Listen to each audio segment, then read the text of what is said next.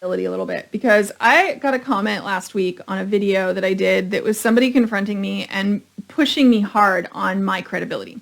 They were asking, like, how many businesses have you built and sold successfully? Now, I've actually gotten this question in comments quite a lot since I started just a few months ago. And I think it's actually a really good question because there are so many people on TikTok that are, and Instagram and YouTube, they really don't actually have professional chops and are advising other people as if they do. Now, my professional credibility is pretty broad. I owned a digital agency for over a decade. We ran 30 to 40 projects through it every single year. I was very successful, and I closed it absolutely by choice because I wanted to focus on education and doing this, frankly, and growing my work in the world. That became more important to me and helping people on an individual basis. And I just didn't have time to do enough of that when I was running an agency of that size.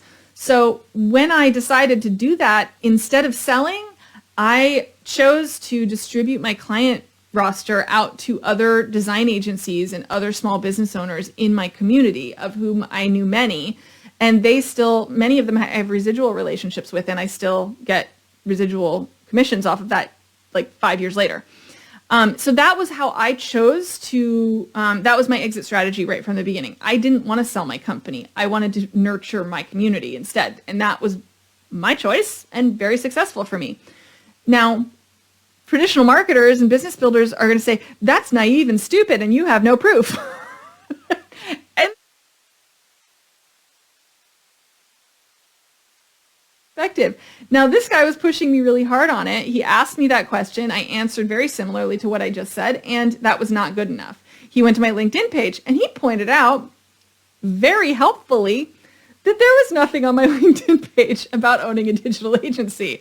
I really only had my coaching and consulting practice on there because my business has evolved over time. And frankly, LinkedIn's never been where I get clients, so it's sort of like a shell account, I guess, or has been for a long time.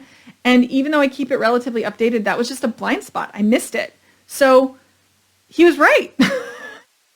And the reason why credibility was something I haven't paid attention to that I'm now paying more attention to is because before I started my TikTok account, most of my time was spent on Facebook and Instagram. And in those two spaces, I was frankly preaching to the choir. Some of these people I've known for 10 or 15 years.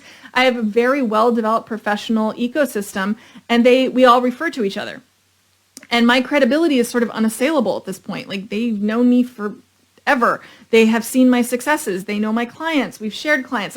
So I haven't had to think about credibility in such a long time. When I started TikTok, it didn't even occur to me that I needed to reestablish that for a big, broad, new audience.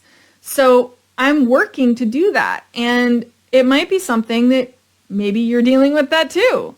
Maybe you're dealing with people reacting to you differently when you join new ecosystems. And maybe it's time to take a look at your digital footprint and see if you are establishing credibility accurately for the forum. Because if you exist in a place, you should probably make sure that they see you for all of who you are if you're using it in a professional way. So that is my lesson today. Pay attention to how you are showing up. And do you seem credible or not? Learn from my boo-boo.